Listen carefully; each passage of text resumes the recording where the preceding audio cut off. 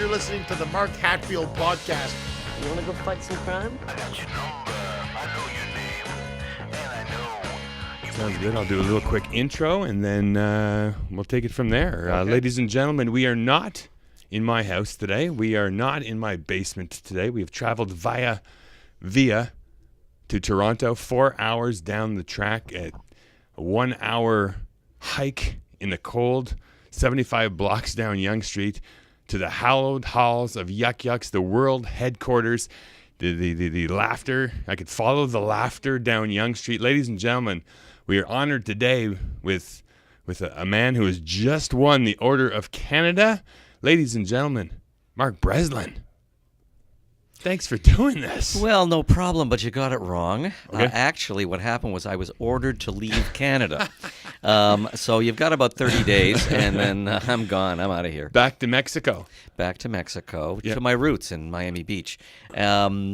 No, what happened was I got a call, and I on my answering machine, and it was early. I wasn't paying attention. I thought it was a call from the Receiver General of Canada, not the Governor General. And Yep. I thought, oh no, I didn't file my taxes properly. I called the guy up. Yeah.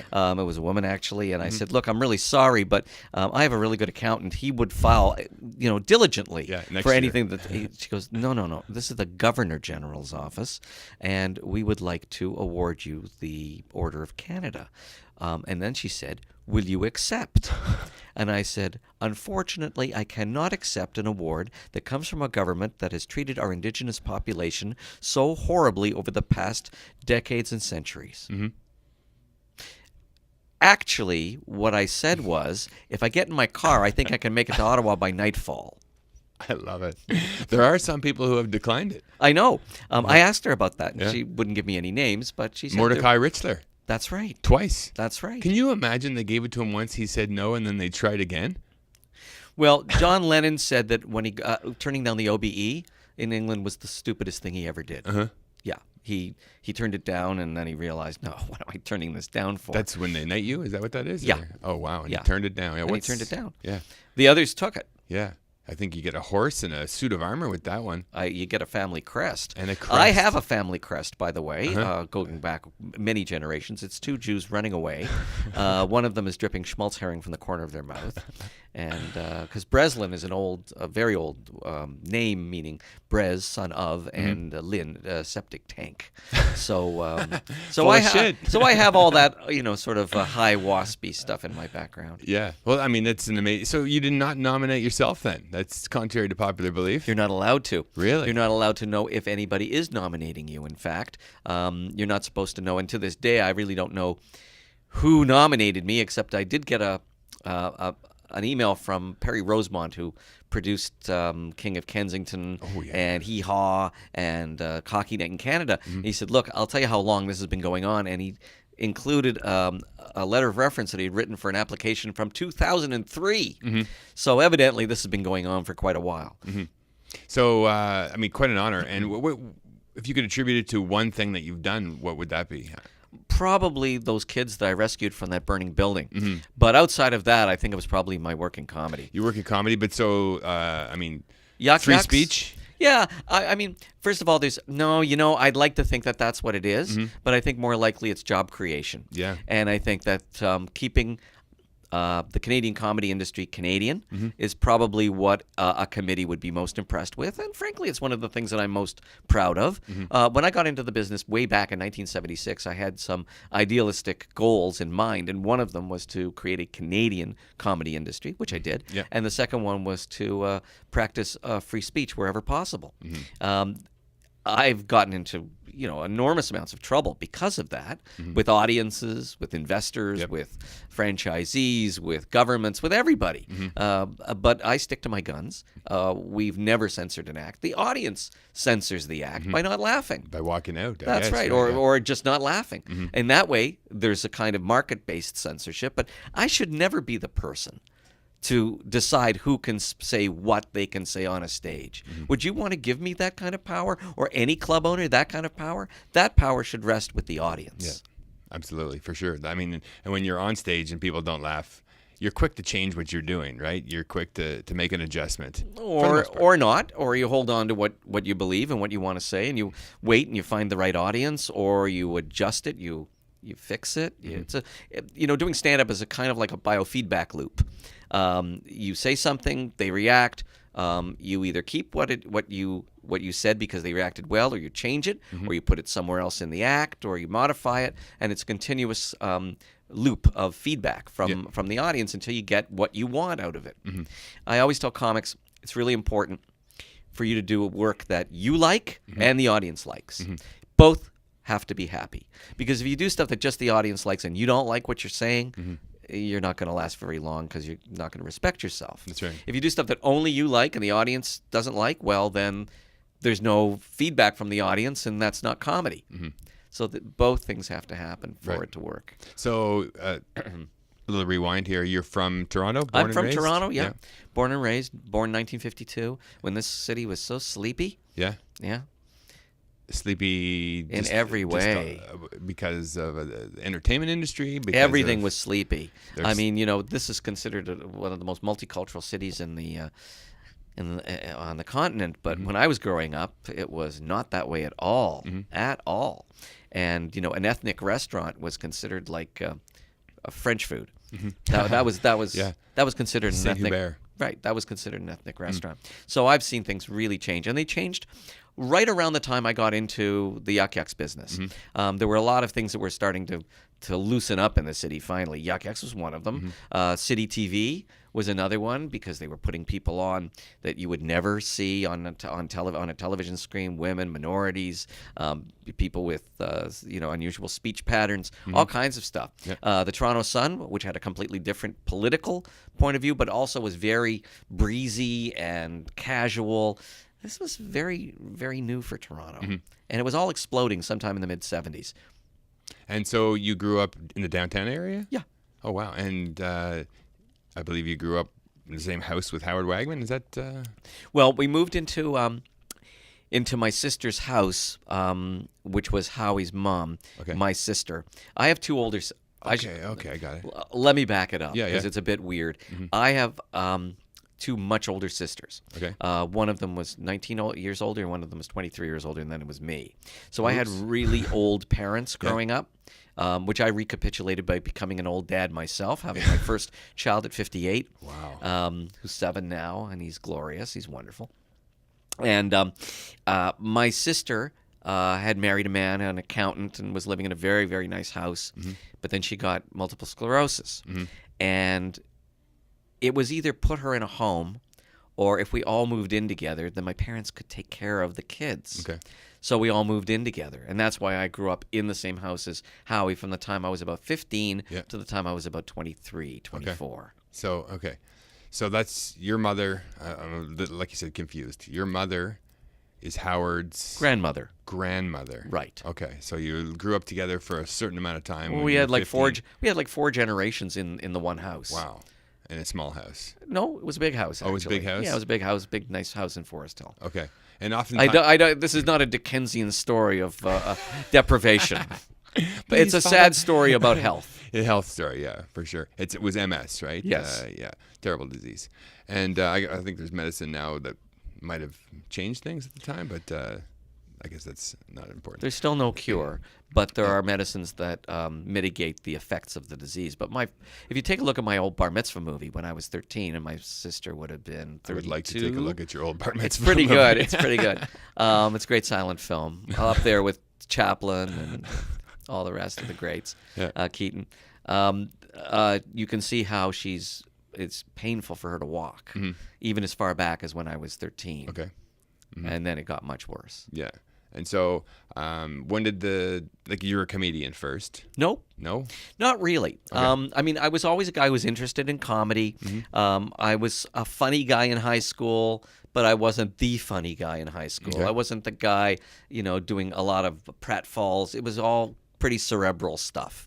But I never dreamed I would go into the comedy business. One reason is there wasn't a comedy business. Right. And the second one is they were kind of serious times the 60s when I was growing up. And I was very involved. I was kind of a student radical, and I belonged to all kinds of, dodgy organizations and went to all kinds of weird meetings and protests. But I was just a kid, really. But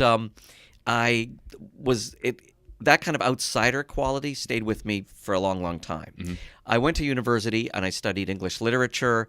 I was a good student, but I really didn't have my heart into it to go do graduate work. I wasn't sure what I was going to do. Okay. And as soon as I graduated, I got a job, and I was part of the first team to develop Harbourfront down at the lake here in Toronto, and program all kinds of stuff, music and poetry and comedy, and I got really interested in comedy again. Okay.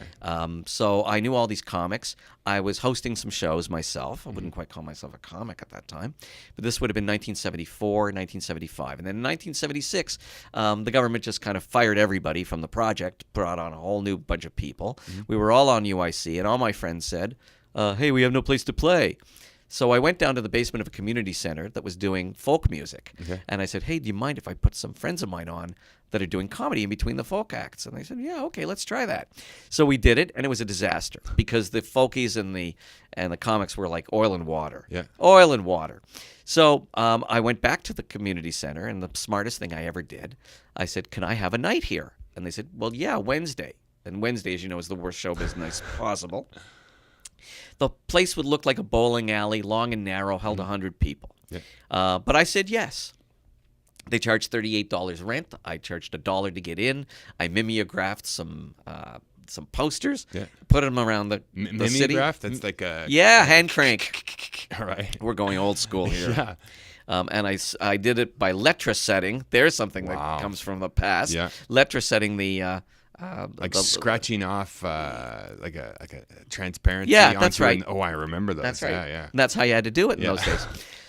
And, we were doing 40, 50, 60 people every Wednesday. Yeah. It was okay. It was paying the comics and putting some money in my pocket, but not much.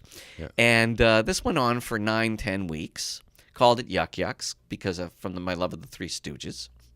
Yuck, yuck, yuck, yuck, yuck. People always ask me, where does the name come from? That's where the name came from. And Rick Moranis, who was a stand-up in those days, was so mad at me for calling it Yuk Yuk's. He's a very practical guy, and he would say, you call it the Comedy Factory or the Comedy Emporium or something. You don't call it Yuk Yuk's. Yeah. I said, Ricky, I want to do it my way, blah, blah, blah. Anyway, so I called it Yuk Yuk's, and it limped on for a couple of months. And then a guy from the Globe and Mail called, Jack a Pizza. And he said, look, I hear there's something interesting you're doing in town. Do you mind if I come by? I said, no. He said, I'm going to try to write something about it. I said, that's fantastic. So he comes by on the Wednesday night. I see him writing on his pad. He closes it at the end. He says, I'm going to try to get something into the paper on Saturday. I said, that's great. Saturday rolls around. I get out of bed late, as I always do. I'm living alone by this time. I'm not living with my parents. And I had one of the first answering machines in the city. And people, I would get up. There'd always be 2 or 3 calls waiting. Well, this time it said 42. Wow. 42 calls. What? So I start listening. Mark, pick up the Globe. Mark, got to pick up the Globe. Go out and get the Globe right now. So I went out, I got the Globe, and there was a full 2-page spread in the entertainment section, starting on the front page. And it changed our lives completely because now it reached so many people. Yeah. The next week, I went down to the club on the Wednesday. As my custom is, I got there about an hour early. And instead of the 30 people waiting outside to get in, I counted 972 people waiting in line, and it never stopped. What? It never stopped. 900 people were waiting in line? Yeah. That's unbelievable. I know. And it never stopped. It was crazy after that. It took about 2 years. I raised enough money to open up a full-time club. Yeah. But through all of this, there was a punk ethos at the club that had never been seen in Toronto except at punk clubs, and we felt very connected to the punks at that time. This was 1976. We would finish our shows at the community center and then rush over to the Crash and Burn, where people like the Vile Tones and Stephen Leckie, Nazi Dog were all playing and cutting themselves with razor blades. And afterwards they would say to us, "Hey man, you're a lot like us because we cut ourselves with razor blades, but you guys you cut yourselves with words." And there was some truth to that because we certainly weren't doing easy listening comedy. Yeah. What was the comedy like? Well, there were people there that were that still do comedy. I mean, Larry Horowitz was there, and Howie Mandel was there, and Jim Carrey was there. Yeah. But there were also people there who were street people. They were just getting up for the donut that we would give them at the end of the show. You got a donut at the You end get of a the show? donut, yeah, donut and a coffee. That's a great idea. The headliner was paid. The headliner was always paid on a percentage of the door. But basically, it was anybody who wanted to get on because there were so few comics. We're going back to 1976. I was hosting the shows. They were very aggressive, very not Toronto, very New York, although I had never really been to a club in New York. I didn't even know they existed at the time. I was just thinking of this, that I had not gone to the Improv or Catch a Rising Star or any of those kinds of clubs in New York till at least a year and a half after I opened Yuk Yuk's. I was only vaguely aware that they were existing. So this whole thing was very grassroots. So what was Howie Mandel like on his first attempts, first tries? He'll do anything to get a laugh. Yeah. And that's what he did when he started, and that's what he's still doing now. He will do anything to get a laugh. He will make you laugh. Yeah. And, it's not an accident that he was one of the stars of that show called Make Me Laugh in the early 80s. Okay. Because it was just perfectly tuned to his sensibility. But I remember stuff that he would do that didn't work. I know he would work so hard to make a bit work. He did a piece called The Chipmunk. And what he did was he dressed up like a monk and he had stapled, it must have been 150 bags of potato chips to his cowl, to the outfit he was wearing. Yeah. And he came out and he went and he sang a song about how he was a chipmunk. It's one joke, really fast. Then the audience didn't laugh and he was stuck there with a costume that must have cost him $150. But he also premiered Bobby in those days, which of course became one of his signature bits and went on to be an actual cartoon on Saturday morning television. Yeah. So he was there from one of the first year? Is that he was there from one of the first years, and so was Jim Carrey. Now, Jim Carrey went on the first time, and he wasn't very good, to put it mildly, but he was only 14 years old, and he was wearing a powder blue leisure suit, and he wanted something that we did not want. He wanted to be a star in show business. We wanted to make fun of people who wanted to be stars in show business. We didn't think it was possible. We didn't want it. We wanted our authenticity or whatever word we would have used. And so he didn't go over very well, and we took him out with a hook. No. We gave him a hook. Yeah, we used to do that in those days because too often the comics weren't funny at all. Yeah. And we had to somehow make the audience laugh. So we would take them off with a hook or put them in a penalty box on stage. Or I had a girlfriend who would dress up really, really in a sexy outfit and then go in between the aisles with a box of tomatoes and eggs. Now, we never sold them. Nothing was ever thrown. Yeah. But just the thought of it was enough to make the comic on stage who was bombing just kind of go, okay, I guess that's it. I'll get off now. Bye. That's crazy. So was it every night of the week? No, only on Wednesdays. Like when you went to the new club? Even after 900 people showed up, you still did it once a week? Well, it's the only day we could get. But when they started showing up like that, I realized I had a business. Yeah. In fact, I didn't realize I had the business. I had a friend who came, who I went to high school with, who was a real business whiz. He was studying at Stanford in California, came home for holidays and said, "What are you doing?" And I said, "Well, I'm doing this thing on Wednesday nights." He said, "Okay, I'll come and see." And when he watched it, he went, "Well, I don't know if I really cared for the comedy, but I got to tell you, I care for the fact that the audience, you were turning away hundreds of people. You have a business here." And I went, "I do?" And he said, "Yeah, let me help you." Yeah. And he was the one who raised money for me, arranged the lease, all that stuff. But when we first opened, for the first 2 years, we didn't even have a liquor license. And you didn't sell booze? No. You just... Coffee. Coffee and donuts? Coffee, donuts, tea, soft drinks, all that kind of stuff. Okay. We had to wait till we got our liquor license. It was very difficult to get a liquor license in those days. Yeah. So you were selling comedy?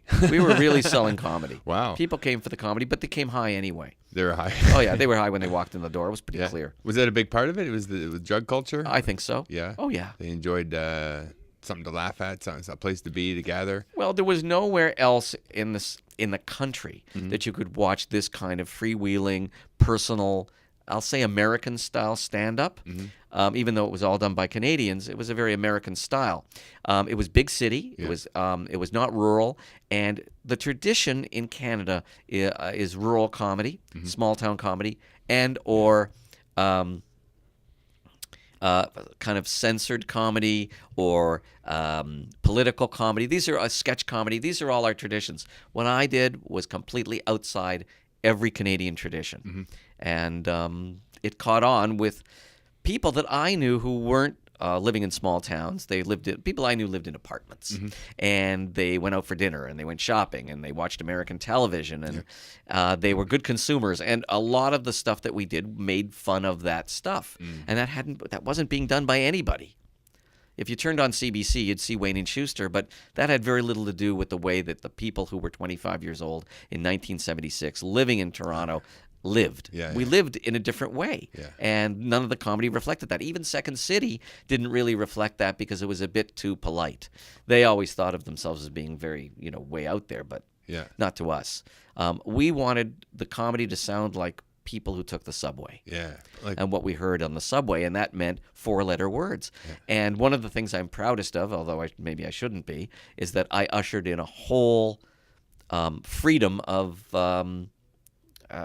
vernacular.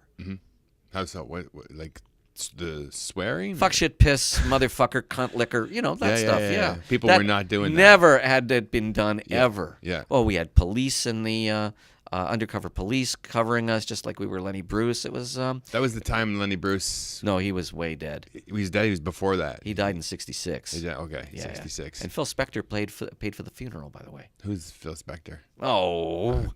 Retired football player. Many head injuries. Phil Spector, Wall of Sound, Be My Baby, all those great hits from the '60s, and he's in prison for murdering some hat check girl. Oh, there must be a Netflix documentary about that. There's something better, which is the Al Pacino Phil Spector story, which is on HBO. Oh, okay. Check it out. It's great. Oh, definitely Absolutely will. great. Yeah, awesome. Wow, yeah. So then people started swearing in the clubs, and I guess, if that's the first place that's doing it, people are going out to see it, right? That's It felt like no other comedy you'd ever seen, but we were losing a third of our audience every night. A third of the audience was getting up, and they were just walking out. This was 1978. Yeah. It didn't happen in the one night a week place because it only got to a kind of vanguardist audience that knew what they were getting. Okay. You had to be pretty hip to know that thing was going on Wednesday nights. But once we started hitting the 6 night a week operation, we were advertising in the paper. People saw comedy. They thought, oh, Red Skelton. I love Red Skelton. But it was anything but Red Skelton. It was nothing like Red Skelton. And I was the worst offender of all. I was the MC, but I was doing close to an hour on stage, and it was unremittingly dark and unremittingly sexual, and the whole idea was to sexualize everything. That was part of the joke, is to have this little guy sexualize everything. Believe me, I was getting a lot more action on stage than off. So I would go on and do this, and people would get up and walk out, and would be older people usually that they weren't prepared for this, and sometimes they would scream back at me how awful this was and how terrible it was. And so what I would do is I would take out my wallet, and I would say, well, okay, why don't you people go back to your stupid lives and your lousy places in Oakville and your middle class existence. And then I would pull out the wad of cash I had in my wallet, and I would scream, but just know one thing: the Jew has your money. The Jew has your money. And I would get everybody in the audience who was left to chant, the Jew has your money, the Jew has your money. And they would go out and they would be in tears, and I would think that was the funniest thing ever. And then about a week later, I would get remember this pre-internet days, I would get a letter, and I would open it up, and the letter would say, dear owner, we were at your club and we couldn't believe what happened. The MC just completely insulted us, and we are good God-loving people, Christians, and I think, how can you have such a person? And then I would just I had a stamp made up, a rubber stamp that said, eat shit and die, the Yuk Yuk's management, and I would just stamp the letter, and I would put it in, I would return to sender, and then that's what they would get. Wow, a stamp made up. That's beautiful. And so after you moved into... There were a lot of letters. It was worth doing the stamp for, believe me. I get. Where was the original club? Bay in Yorkville. Okay. I assume you mean the first full-time club. Yeah, the 6-day-a-week club. Yeah, Bay in Yorkville, because, you say that, if you wanted to give Toronto an enema, that was probably the best place to put the nozzle, because it was a very ritzy, expensive, fancy area with a kind of history, though, of alternative stuff going on. That's where the old riverboat was. That's where the riot was in 1967, I guess it was, in Toronto, with all the street kids. It had a real real history of anti-establishment activity, even though had become basically a bunch of crepe restaurants. But it was the right place to put it. Yeah. And so, I mean, it's not $38 a week anymore. And are you paying the bills right off the bat? Yeah, we're paying the bills. I mean, we only charged, I think, $3 to get in on the weekdays and $4.50 on the weekend. But I guess $4.50 then in 1978 would probably be closer to $20 now. More or less. So, and although we didn't have drinks, we had a lot of overpriced pop. So yeah, we were doing okay. We hit a bit of a lull around 1981. That's when we knew we had to have a liquor license, and we added the liquor license, and we did all the things the liquor board wanted us to do. And that put us back on top. And then around 1984, we started to expand, and the first place was Ottawa. Okay. You just mentioned that it was like 81. That's like 5 years of a comedy club, roughly, without booze. No, it was from 78 to 81. 70, so three years. That's incredible, right? Yeah. Like, I mean, nowadays they go together almost. Of right? course, you would never dream of opening up anything without a liquor license. Yeah. But in those days, I guess it was okay. Wow. That says a lot for But we knew that if we didn't do that, somebody else would have, and that would have robbed us of our audience. We knew we had to grow. So there's Second City. That's a comedy club. Yeah, but we don't think of Second City as being competitive because they don't do stand up there. Okay. They're doing sketch comedy. It's a different kind of comedy. So it would be like saying, jazz, having a jazz room and having a rock room. Yeah, they're both doing music, but the jazz audience wants something different from the rock audience.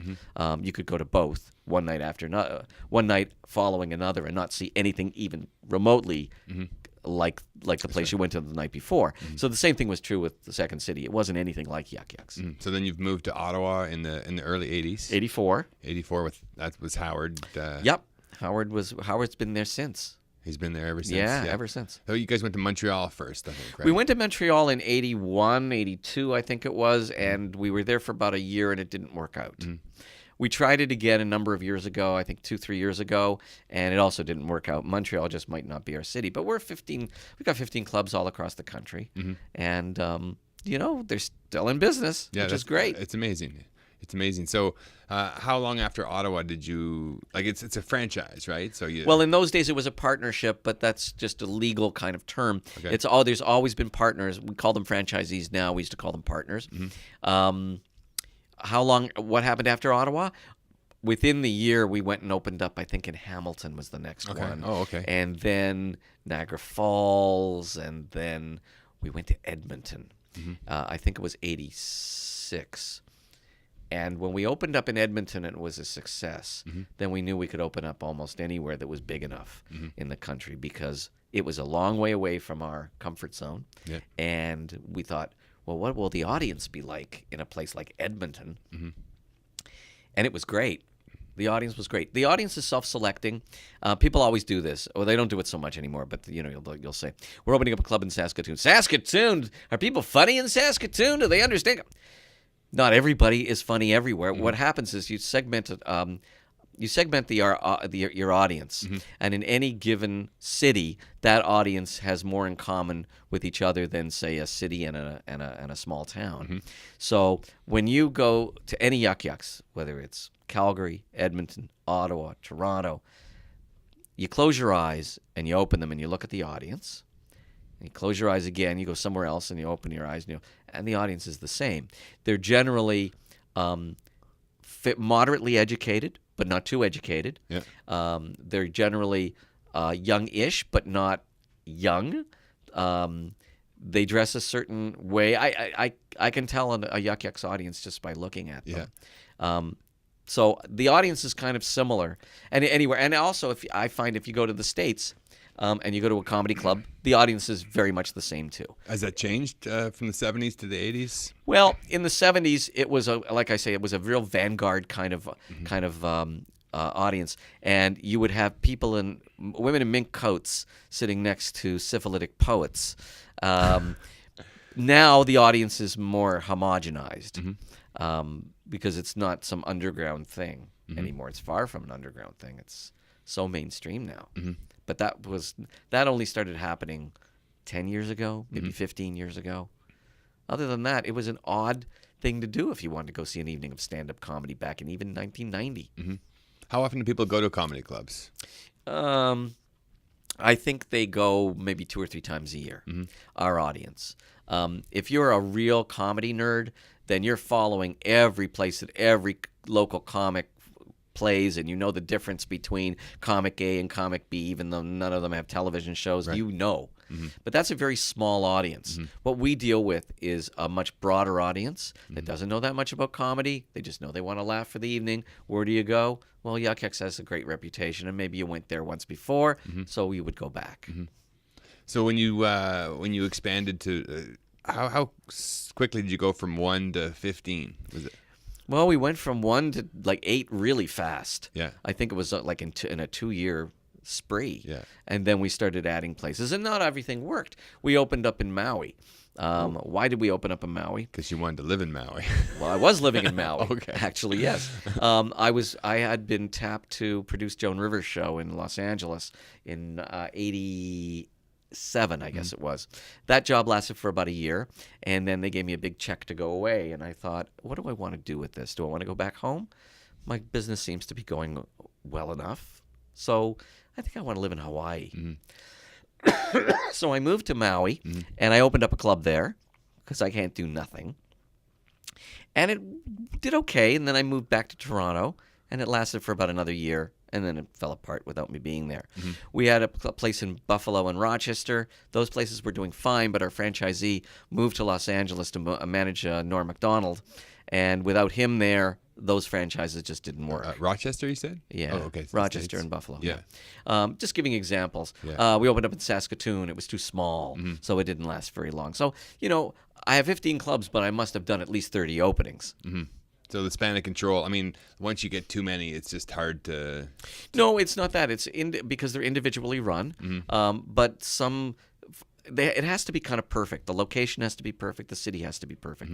The franchisee has to be perfect. The atmosphere has to be perfect. A lot of things have to be perfect for it to work that well. Yeah. And in the end, about 15 of them were perfect enough to work that well. But even within those 15, we've moved locations. Yeah. Like Toronto, the place we're in now, we opened up in 2002. It's our 3rd full-time location.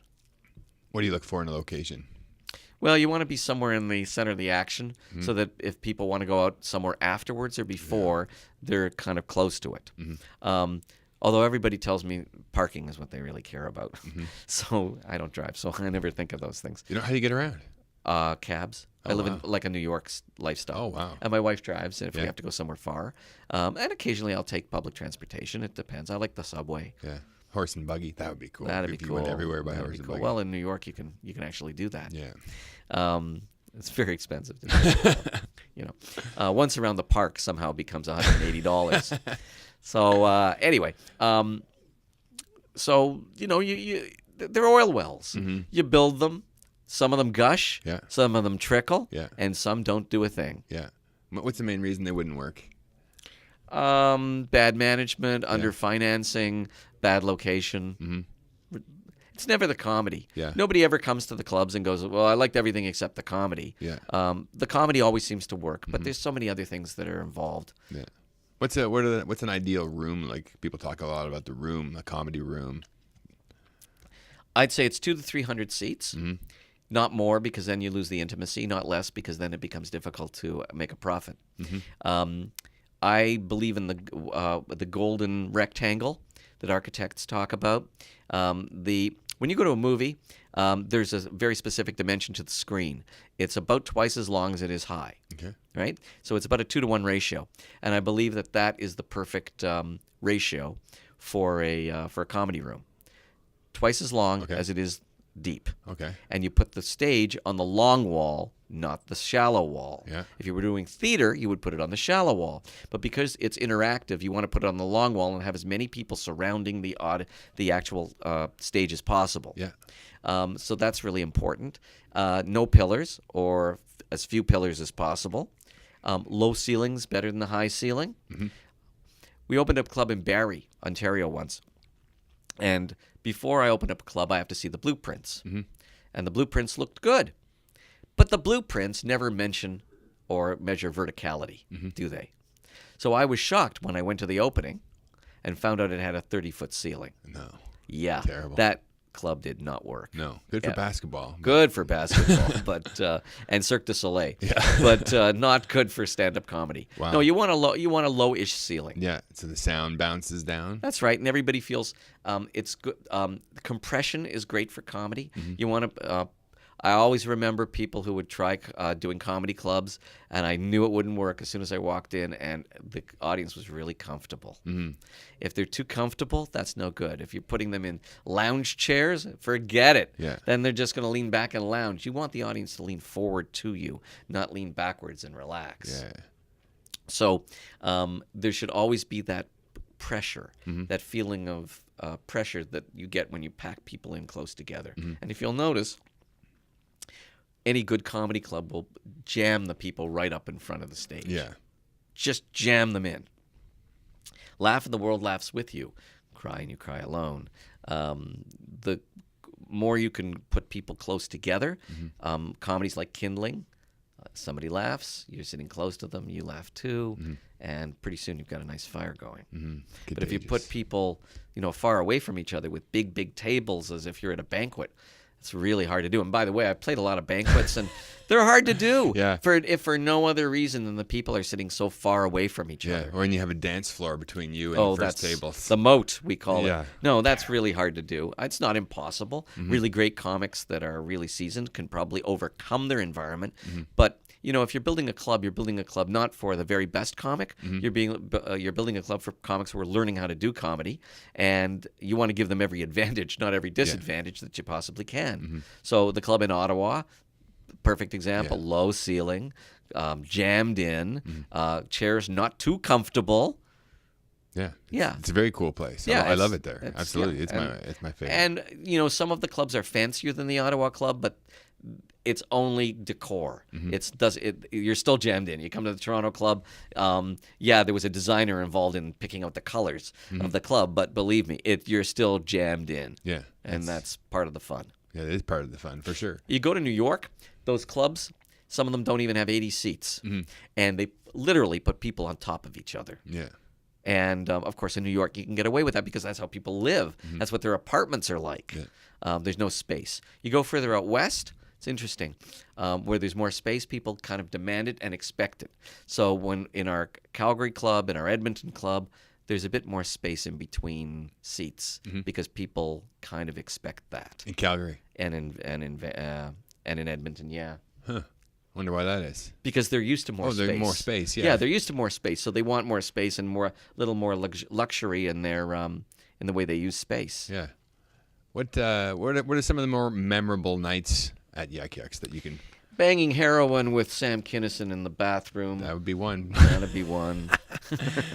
Yeah. Because Sam and I were good friends. You did heroin with Sam Kinison? I didn't say I did. Did I? I don't know. I think you did. We could rewind it. There were so many great moments. I mean, we booked a lot of acts that became really famous before they were famous. I would go to New York. These were in the days before we had enough Canadian headliners. Okay. Now we don't do this so much. But in the days before when there were very few Canadian headliners that could handle an hour, I would go to New York, I would go to Los Angeles, and I would sit there, look at the inventory, and pick people. Yeah. And I picked Seinfeld. We worked with Seinfeld for years before he became anything close to being famous. Yeah. Stephen Wright was the first. We were the first place he ever played outside of Boston. Wow. Nobody would book him because he was too quiet. Yeah. In fact, when Stephen Wright and I became quite good friends, and I was working on Evening at the Improv when it was shooting in L.A., I had a season writing on that, and Stephen had been discovered by the talent executive, by Peter Lassalle in Boston, and brought out to do a show on Carson. Yeah. And nobody knew him at all. And so he was out there when I was there, and I said, "Good luck, Steve. I hope it works out." And then I got a call from him. I said, "So, how'd it go?" He said, "It went really well." I said, "That's fantastic." He said, "But I got a problem." I said, "What's your problem?" He said, "They asked me back tomorrow." I said, "What do you mean? They never do that." "Yeah, well, they did." I said, "So what's the problem? Don't you have a set?" He said, "No, I have a set." He said, "But I don't have a shirt." I said, "What do you mean?" He said, "I don't have another shirt." I said, so I thought maybe you'd loan me a shirt. So I said, yeah, okay, no problem. What color was the shirt? It was a blue plaid. I said, okay, I've got like a red stripe. He said, that sounds great. I said, I'll leave it at the Continental Hyatt House where I'm staying at the front, and you can use it. So next night, Stephen Wright goes on the Tonight Show wearing my shirt. So the moral of the story is, I've never been on the Tonight Show, but my shirt has. Yeah, and it fit him. Wow. Yeah, well, yeah, we were about the same size. That's awesome. Stephen Wright. So he's been to your clubs here in Toronto then? Oh yeah, I mean he used to come here and date the waitresses, all the time. Mm-hmm. That's amazing. And who was the other name you mentioned? Sam Kinison. And Sam Kinison, we brought him in before anybody brought him in. Mm-hmm. That would have been like 84, maybe. I went down to L.A. to look for some acts, and the Comedy Store would put on, 12, 15 acts. I'd sit there and watch them, and then they came up to me at the end of the evening and said, okay, well, that's the end of the showcase, but we're going to put this guy on. We always put him on at the end because he clears the room, and we can get the waitress checks out. Yeah. So if you want to leave now, that'd be okay. I said, no, I don't want to walk out on the guy. It's only going to be 10 minutes. I might as well stay. And I stayed and I watched Sam Kinison destroy a room. I mean, literally, he took the chair and he broke it that was on stage. But he had the rudiments of his act. So at the end, the people from the Comedy Store said, okay, so did you see anybody you liked? I said, yeah, the last guy. And they said, yeah, the last guy's great, the blah, blah, blah. I said, no, not him. The actual last guy. Yeah. And they said, you want to book Sam Kinison? I said, Really? yeah. They said, but nobody books Sam Kinison. I said, I have a feeling. So I booked him. Yeah. And he came to Toronto. And he was terrible because he wasn't ready yet. And when you do something really new, really fresh, really modern that hasn't been seen before, if it's not perfect, it doesn't work at all. And then you perfect it, and it works better than you can imagine. So the first night he went on would have been a Wednesday night. Yeah, he got kind of tepid response. But the next night, the Thursday, he was so bad that he cleared every single person from the room. Must have been 150 people. They all walked out. Every single one. Yeah. So I went backstage, and I took my wallet out. This is two wallet The Jews stories. got your money. Nope. No, but it is funny. I guess I have two wallet stories. I took out my wallet, and I took out $100. And I probably thought, I'm getting kissed off. Mark's going to pay me $100 and say, get out. I said, Sam, this $100 is for you. This is your bonus for walking everybody in the room. I said, and tomorrow or the next night, as long as you're here, I will give you an extra $100 on top of what you're making, but you have to walk the entire room to get your bonus. I gave him the $100, walked away, and he was just flabbergasted. But as it happens, he didn't walk the whole room. Yeah. I didn't have to give him the bonus the other nights. But it started a friendship between us because I understand Sam used to call me the club owner who wasn't, because I never acted like a club owner. I acted like a madman because I was a madman. What was the mad? What do you mean by that? I mean, giving the guy A person who owns a club doesn't give the act money for walking for alienating the customer base. Yeah. But I used to do the same thing on stage. Yeah. I used to love it. Yeah. What is the draw to that? And I'm drawn to that too when people are upset and they have it's a reaction, right? And I've seen comics like that, and people just get upset, but they're feeling something. There's an emotion there. What is the draw to that? Well, I love confrontation. I mean, I come from the 60s, and I loved that, and I wanted to divide and conquer the audience because if you were cool enough to get it, I wanted you in my club, and if you weren't, well, you could just get out. Because the thing was never a business to me until much later. It just wasn't a business. I just didn't care. It's amazing. I didn't even have a bank account for the business for the first year and a half. It went in a shoebox. I had a shoebox. Yeah. I'd stuff the money in a shoebox, and if somebody needed to get paid, I'd take the shoebox out. You couldn't do this now. Yeah. No. It's a different world. It is a different world. That's amazing because there's such passion. And I mean, we look at the things that people have become successful for, and I talk about my life quite a bit and the reason why I became I'll give you my story now. Yeah, I promise you I do that, and it's from passion, right? It's when we look at things and we put our children in things, and they either do well or they don't do well, and if they don't have a passion for it, they're not going to do well, right? So my story is a 1985 story, and it was January 22nd. My big brother Bill and I sat down to watch a football game, the Super Bowl. Miami Dolphins were playing, Dan Marino was playing.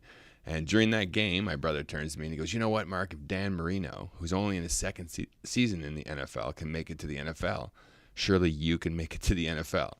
And so here we are, two brothers. We've got this game plan. We're going to head out, and it's crazy. I'd only played 1 year of football up until this point, and I was actually pretty bad. This tall, lanky kid who didn't really find a spot. And but we went out and we practiced football all the time. We hung out together. And, the next season after practicing with my brother, things went well. And the last game of the year that year, October 30th, 1985, after the game, I was informed by my uncle who was there that my brother had passed away that day. So, yeah, he was born with a hole in his heart, and he had a heart condition that any day his life could end. And I didn't know that. Did he know that? He knew that, yeah. And he was coming to Toronto from Ottawa to go to the sick kids hospital and all this stuff. And you never knew? I knew he had it, but I didn't know it could take his life at any time, right? So, I mean, just like brothers, I used to pound him, and we would fight each other. And I look back on it, and it's absolutely ridiculous, the stuff we did to each other, knowing he had that condition. But we were just brothers, and we just hung out like brothers. And on that day, October 30th, I made a promise to my brother that the goal we had set together of me making it to the NFL, I would never stop trying to do it until I did it, or until there was nowhere left to keep trying. And I had this passion, and I had this reason, right? And I mean, the next 10 years were filled with failure and injuries and people telling me I can't do it, and an extra year of high school, and then nobody wanting to give me a scholarship to go to university. I went to Bishop's University, a great school, but nobody there had ever gone on to play in the NFL. Did 4 years there, still no attention. I went back to university another year, and just through, goal setting and resiliency and learning from my mistakes and pointing myself in that direction every day and the passion, I got a tryout that year with the Detroit Lions. Went to training camp and got cut there, but I didn't give up. I just kept working out. And on October 30th, 1995, 10 years to the day of my brother passing, I had been invited to try out for the Miami Dolphins, and I did my workout, and Don Shula was like, "All right, thanks, son. Why don't you go inside? Somebody will be in to talk to you in a moment." I go inside. I'm sitting down, and Dan Marino walks over, shakes my hand, says, "Congratulations, I heard you made the team." Wow. 10 years to the day, right? So, I mean, the passion, the desire, and just never giving up on things in life, and just continuing to point myself in that direction made me successful in that. And it seems to me that you've gone into this thing and not worried about the dollars and cents and following your heart and pointing yourself in that direction, right? Giving Sam Kinison $100 when you probably could have used the $100, but you didn't care. You loved it. You loved that rock and roll edge to it, Yeah. And it's. I mean, look at the walls in here. It's filled with success and an amazing name, Yuk Yuk's, right? And it's the number one name in comedy, and it's what is the reason why we achieve things. And that's sort of, that's why I go to schools and I help people, and the world is full of people who are scrambling and trying to figure out their way and point themselves in that direction. And that's what I tell them. You find that thing that you love doing, and it's a pleasure to go to work every day, and the world will be the path for you, right? Yeah, I've never been bored doing what I do. I mean, I want to do it. I want to do more of it. I've had a lot of jobs that have come out of Yuk Yuk's, producing jobs, TV jobs, writing jobs, and I still want to do more of them, not fewer of them. I don't want to slow down. I want to speed up. Even at my age, I'm 65. Although as you get older, you learn how to work smart, not necessarily work hard, so you don't waste so much time doing things that make no sense. You've already learned what works. You've learned what kind of doesn't work, so you're much more efficient, which is good.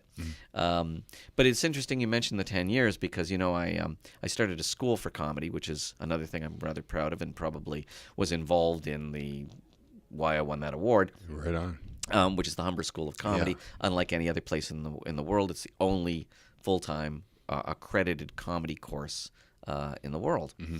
And first thing I do is I tell the students when they come in, I do a speech for them, and I say, 10 years. 10 years. If you're not willing to put 10 years into this, get out now, because it takes 10 years. And if you take a look at any of the comics that you admire, any of the comics that are successful, you'll see they're not people in their 20s. They're not even people in their 30s usually.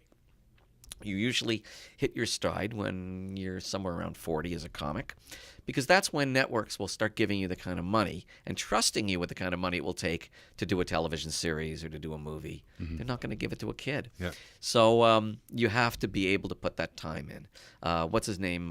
The pop sociologist, Malcolm Gladwell, Yeah. talks about 10,000 hours, but I like to translate it into time rather than into years, Yeah. and I feel it's a number, it's years. I tell people the first 5,000 sets don't count on stage. Wow. Because really, you're just finding out what doesn't work. You're finding out who you really are. A guy like Jeremy Hotz, for instance, Yep. could read the phone book on stage, and you'd laugh because he's got the attitude down. And the attitude is what takes the 5,000 hours, the 5,000 sets. Yeah. It's not the jokes. It's the character. All comedy starts with character. And once they know who your character is, which can only happen after you know who your own character is, then it starts to get funny. Really funny, because you anticipate what the comic's going. You're already on that wavelength with them, so you know that every comic has a comic flaw which they're amplifying for effect. Like Roseanne is vulgar, and Woody Allen is neurotic, and you could make Seinfeld is fussy, and you can make a list of all those. And once you've got it down to that one word, then you know who that person is. And when you know who they are, what would be toxic in real life? I mean, would you really want to be friends with Woody Allen in real life? If he were really like that, you'd go crazy. But on stage or in the frame of a television show or a movie, it becomes really funny because it's exaggerated. It's exaggerated. It's also still that person, right? Yeah. Like Well, it's based on who the essence of who they are. With all, it's like a graphic. Remember graphic equalizers on stereos? So you turn up all the bass and turn out all the treble. It would still be the same song, but you'd hear it in a different way. Well, I think it's the same thing with comics. You turn down all the bass and turn up all the treble, and you hear a distillation of who what their comic flaw is. Mine was always vanity, for instance. Yeah, I like so I would always make sure that the jokes all related to it. So many jokes I wrote for myself that I couldn't use because they didn't go with the character. Because how could I say on one hand I'm a loser, then on the other hand do jokes about what a winner I am? Right. You got to kind of choose which one you're going to be, and then have all the jokes amplify what you are. And I would give lots of jokes away because they just didn't fit with the character. What was the creative process like for you? How did you write a joke? Was it something that came to you? Did you sit down and do it? I never sat down at a typewriter or a word processor and said, okay, I'm going to write a joke now. They would come to me. As I was walking along the street, I was in the shower, just places where your mind becomes open and empty. And that's the process for me. Empty your mind. And if my mind was suitably empty, jokes would rush in to fill the gap. And then I would try them out, and I might have to modify them. I might have to get rid of them. Yeah. But that's kind of that's the value of comedy clubs, and they're like gyms. And I always say to people, come use my gym. Yeah. You know, come use my gym, and if you're not going to work out there, then you're not going to get anything out of it. Yeah. You got to push yourself, just like in a regular gym. You're involved in you've been involved in a physical regimen, and you know that if you don't go to if you go to the gym and you just kind of walk through it, if you're not sweating at the end of it, That's right. you haven't done anything. Similarly, if you go on stage and you're just doing stuff you're absolutely certain of, if you're not taking risks, if you're not taking chances, you're not going to get anything out of it. How important is taking a risk when you get up on stage? That's about all that matters, Yeah. is taking a risk. I mean, that's what life's all about, is taking a risk. Yeah. Taking an intelligent risk, Yeah. I think, but taking a risk. You've got to take those risks. What about a message? Well, here's the thing. I was never... I never had a political agenda when I went into comedy, and I still really don't. I mean, okay, sure, I hate Donald Trump. Who doesn't? That's not even a message. That isn't even a position anymore. Yeah. But I do have a psychological agenda, in that I believe that comedy is a kind of release for people. It's a release for the person doing comedy, and if it's done right, it's a release for the people watching comedy. And that's very important to me. So the message, if there is a message, is one of mental freedom. And to practice mental freedom, no matter if you're a comic or if you're working in a bank or if you're a writer or if you're working on the assembly line, your mind needs to be free. Free your mind and everything will follow. So I guess if I have a message, that's my message. I watch audiences as much as I watch comics. Yeah. And I watch people walking into my club, and they're like closed fists. And then, after about 2 hours of deep internal massage called laughter, that fist opens up and becomes an open hand. And they leave 6 inches taller than they walked in. And I know I've done my job. Yeah. And I don't mean my job, my comedy job. I mean my life job, my karmic job. Yeah. Because we all have 2 jobs. And that's why they gave you the Order of Canada. No, I don't. I can just guarantee you one thing.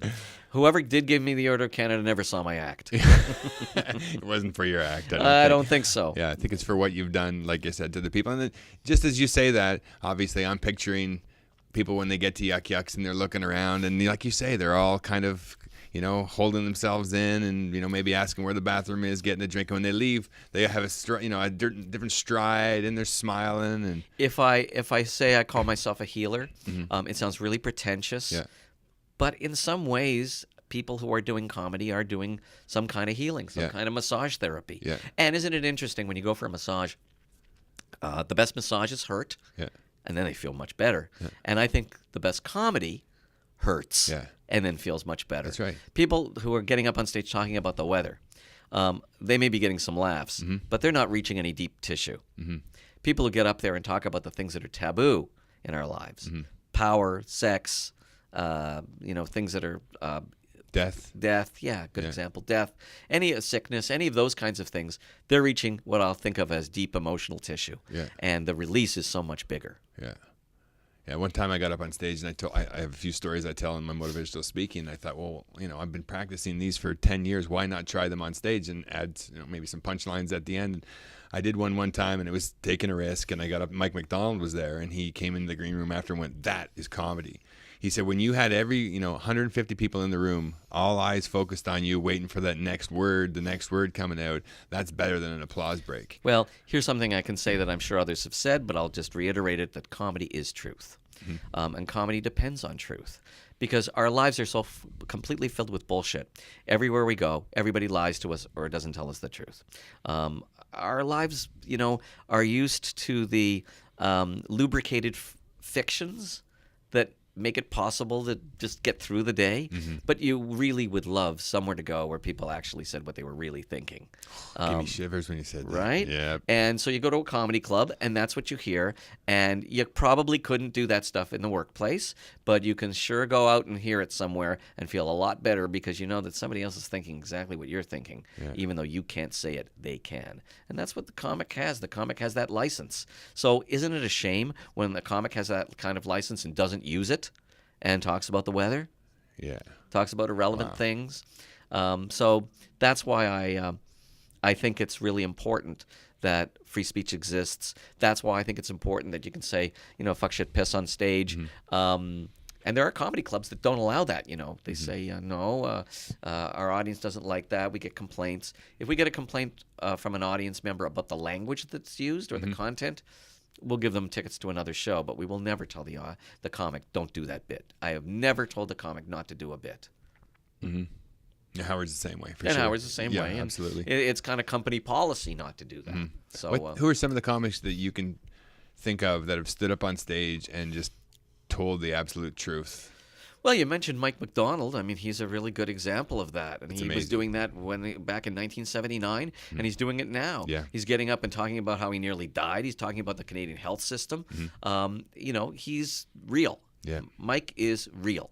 And I think that's probably part of the real appeal of his of who he is, and it always was, that he was very, very real. Yeah. But there's lots of others. I mean, Darren Frost, I think, is an example. Kenny Robinson is an example. And I'm just using Canadians here. There's lots of Americans, too. I could use Aaron Berg as an example. Right? Yeah. I love Aaron Berg, for sure. Aaron is talking about male lust and desire in a time now, specifically in the last year, where that has become the one topic you just don't talk about. Yeah. And he's talking about it. That's true. That's so, right. Give him all his props. He was a bit ahead of his time on that, but now it's more relevant than ever. Yeah. What is comedy now? I'm not sure about the question there. If I go to a comedy club, what can I expect? Just in general, is it? maybe it's just so arbitrary that there's no one definition of it. I'm just thinking, back in the day, pure setup punchline, maybe not. Is it more truth? Is it less truth? Well, I think a lot of it has become more storytelling than jokes, for instance. Yeah. And a lot of it has and that's not necessarily good. I mean, I'm watching a lot of comics. These millennials get up and talk about their day, and frankly, their day isn't that interesting. Mm-hmm. Just isn't that interesting. Yeah. If you're going to talk about your life, then lead an interesting life, please. Otherwise, I don't find there's that much to listen to. Yeah. You'll hear a bunch of different styles. I mean, some people are real they like to hector the audience. They like to attack the audience. They like to challenge and provoke the audience. Other comics bring you in as if you're their buddy. There's a lot of different styles. There's no one style. Back in the early 80s, everything was Seinfeld clones. Everybody was doing Seinfeld. I mean, everybody was doing Seinfeld, and Seinfeld's a genius. But imitating Seinfeld is not necessarily any genius. And boy, there was a lot of bad observational material being done. You ever noticed that? No, I haven't noticed those things. And in fact, even if I had, I wouldn't think about it. So there was a lot of bad stuff then. And then there was that Howard Stern era where everything was kind of, aggrieved blue-collar anger. And that lasted for a while. And every comic was doing the same kind of angry riff. And then that stopped. And then recently there's the rise of nerd comedy where, the comics are completely desexualized and they don't come off like they're entertainers or in a powerful position. They come off like they're somehow inferior to the people in the audience. They don't dress well. All of this is deliberate. And that's kind of a style now. So there's lots of different styles, and at any given time there's something that sticks out, but over time it's what's funny and that matters. But there's a lot of different styles that are possible on the stage now. How has the internet changed this game? In a lot of ways. In some ways very good, and in some ways not so good. I think one thing is, the internet finished what cable did to network television, in the sense that you can say anything on the internet. Now, there is no such thing as censorship on the internet. You say whatever you want. Yeah. You can segment your audience now because of the internet. In the old days, to become a star, you would have to get a network television show, which meant that very few people were going to become stars. But when they did become stars, they would become enormous stars. And Jerry Seinfeld told me confidentially, but not really confidentially, when I saw him a couple of years ago, that he was only 2, maybe 3 years away from becoming an actual billionaire. Wow. Okay? Yeah. A billionaire. This is not going to happen again because comics are now reaching smaller groups of people. And it is now possible to have, instead of 28 million people watching your show every week, you could have 100,000 fans all over North America, and you can communicate with them, let them know you're playing a club, and because you are, you can make a very good deal for yourself with that club, bring people to the audience, and do very well. Not Jerry Seinfeld well, but well enough to make a really good living, doing exactly what you want for people who want to see you 50 weeks a year. And that's a big change, a big change. So then to be a comedian nowadays, you almost have to be on the internet, correct? I don't know how anybody could not be. Yeah, because there are. I mean, there's headliners who you go to do research on, and they just don't have anything out there. Not in the States. No? I mean, in the States now, everything is about, there used to be a social contract between the club owner and the audience. And the social contract was, the audience doesn't know that much about comics or comedy that would show up in nightclubs. But they would trust the booker. They would trust the person who owned the club to book the right act. They would go to see the act.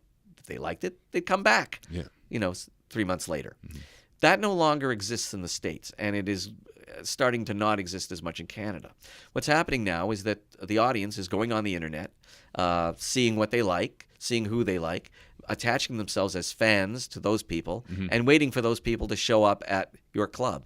So the comic now, not so much in Canada, but it'll happen, but especially in the United States, is not just expected to be funny. They're expected to draw a crowd. So go on the Improv website, and you'll see every single headliner is not the best, necessarily the funniest guy, but he's the person who has, 200,000 followers. That's right. Or has 8 podcasts going. Podcasts have changed the face of comedy enormously, for instance. Yeah. People follow podcasts. And if there's a comic you like on a podcast, they'll show up to a city. They'll say, I'm at Yuk Yuk's this week, and people will come out to see them. Yeah. That's new. That's a new thing comparatively. For sure. I mean, then guys like Kevin Hart who can sell at an arena from an Instagram feed. Yes. I mean, though, I saw that special, and I thought, I'd really like to see Kevin Hart do that well in a room with 200 people. Interesting thought, yeah. It's all shouty. It was kind of like Dane Cook. Yeah, it was a different cultural phenomena, I think, to attend that, right? It wasn't necessarily for the comedy, but to say you've been there and take a selfie that you're there, kind of, which is fine because you're selling, 50,000 tickets. I don't think, and I don't know, you could ask Russell Peters this. I don't think that performing for 50,000 people at a time does your act any good. I mean, it does your bank book. It does a good favor for your bank book, but I don't think it does your act good because people aren't really watching you. They're watching it on the big screen. Right. It's just not as. It's just there's some intimacy that's needed with a comic that is not so important with a band. That's right. And so Russell Peters has played to 50,000? Yeah, well? I believe he has. Wow. He's played to enormous numbers of people, and he's also played to regular like 2,000 seat rooms. Yeah. You should ask him if you ever what the difference is. I would like to. Can you hook that up? Not really. Okay. No. But you mean he started at Yuk Yuk's, right? Yes, he started at Yuk Yuk's. He started as a host, and I mean I remember trying to sell him. When I say that, I mean get people interested in him at the Montreal Comedy Festival. When he had a small part, he was just hosting a show, and I went to some agents I knew in the States, and I said, "You got to see this guy. You got to see this guy. Go see this guy. I'm telling you, he's getting really hot here." And they went, well, yeah, but we couldn't figure out what to do with him. He's not black. He's not white. He's not Mexican. What do we do with a guy like that? Yeah. I said, how about selling him to the rest of the world? Yeah, the billion that are Indians. none of those three things. Yeah. That is exactly what Russell wound up doing. Yeah, with video, right, on the internet. That's right. Oh, there's an internet success story. For he was pre-YouTube, I believe. I mean, he was YouTube when he started, right? He was the one. He was generating sort of interest to 1 billion people in India. It's an amazing story. Which is an amazing story. Yeah, for sure. And I guess that's what as a comedian, we're all looking for that sort of. That next, how are we going to, get our face out there to 1 billion people? Yeah, I don't know about 1 billion people. He's got kind of a built-in audience. So he's kind of unique in that way. But I think people should just worry about what's going to happen to the, you get the next 100 fans and then the next 100 fans and the next 100 fans. It's really, really important to keep your relationship going with your fan base, no matter how small or how big that they are. I think that's just as important. And you have to make it feel, and this is something, of course, that never interested me. So it's sort of good that my act was pre-internet. You have to have an ongoing relationship with your actual audience. Hey, Bob, how's it going? Yeah. That kind of thing. So answer the comments. You have to answer the comments. You have to continuously post. And I don't mean post once a day. I mean you got to post. Post. It will pay off. You think so? More than once a day? Oh, yeah. Tom Green does that. He posts all day long. I know. And it pays off. Yeah, I'm interested. He's got a career that has lasted, 30 years? That's not an easy thing to do. Yeah. And he's reinvented himself a number of times. So... when he got that run in Vegas, everyone knew about it. Yeah. Everyone knew about it. He made sure everybody knew about it. Yeah. Because nobody reads the newspaper anymore. No. He has an incredible following on Instagram. I mean, if you look, if he's just posted something, 10 seconds later, there's 3,000 likes, right? That's right. Yeah. So it's unfortunate in a lot of ways because I wonder if somebody like Stephen Wright, I just pick him as an example, would have succeeded now in this social media culture when he's more of a purist and is not so interested in, fanning the flames of his own fame, but writing another great joke. But the thing about him is his jokes are all under 120 characters. You know what I mean? And he So could have been a tweet king. He could have been the best. yes, He still is. People tweet his lines. Yes, it's true. Yeah. But I don't see him as a person who would be as much of a business person. It's turning everybody into a bit of a business person. Yeah. And not all comics are good at that. Some really great comics are not. Woody Allen said that if he had to exist in today's climate as a comic, he never would have gotten past amateur night. Well, he's a great writer. So Great writer. yeah, I mean, there's a lot easier places to publish your work nowadays than perhaps there was when he was coming up. Maybe, but the places that you did publish were more important. Yeah, that's true. So getting a story in the New Yorker, for instance, got to the right people. It's much harder to do that. You know, anything that happens in the Huffington Post kind of comes and goes, and it's ether. Yeah, I think everything comes and goes nowadays, doesn't it? It's just crazy. One day it's the biggest story in the world, and next it's completely gone and out of your thought and I know. memory. Like that article you guys had in the Globe on a Saturday got 900 people at your door. Could you imagine? Like nowadays, what gets 900 people at your door? Not much. No. Not much, unless you think that, you know, it's a great place to take a selfie. You're right. So what's next for Yuk Yuk's? Is it 40? What are we at here? Yeah, 41 years. 41 years. Yeah. What's next? I think we'd like to open up some clubs in the States. It's about time we did that. Tried that again, for instance. And I think we are trying to work on some media projects. We'd like to, you know, nobody has, Just for Laughs has kind of got the real estate on network television stand-up, but there's a lot of other stand-up that you can put on a lot of these streaming services. We're talking to them about doing Yuk Yuk shows on streaming services, a lot of stuff like that. Yeah, huge. I mean, it seems like every week there's a new Netflix special with someone you never heard before, and you watch it and it's good. I know. Right? Like there's so much talent out there, so much quality out there that's just probably being propagated by the internet, right? Yes. More people are interested. More people can see it as something viable for them to do because there's way more access to it, right? Access to people who are going to watch and listen and enjoy what they put out there. Yes. So yeah, I mean, Yuk Yuk's. What's next for Mark Breslin? Well, as I kid? mentioned before, I have a 7-year-old child at my age, and people say, "Oh, it keeps you young." Let me be the first to dissuade you of that. It doesn't keep you young at all. Yeah. But I love spending lots of time with him. Yeah. You know, a day doesn't go by that I don't play with my boy, amazing. which is great. Yeah. In fact, I'm off to his tennis lesson now to watch him play tennis. 7 years and he's at tennis lessons. We belong to a tennis club. Yeah. We're not very physical people, Yeah. my wife and I. So we're more likely to put him in tennis than in hockey. Yeah. Oh, it's a good move. Right, I love so- tennis. My dad is a tennis pro. It's an easy sport for somebody who's not terribly sporty, and I already know that my child is not. Is this terribly your sporty. only child? My only child. And wow, My only wife. and your only wife. Wow.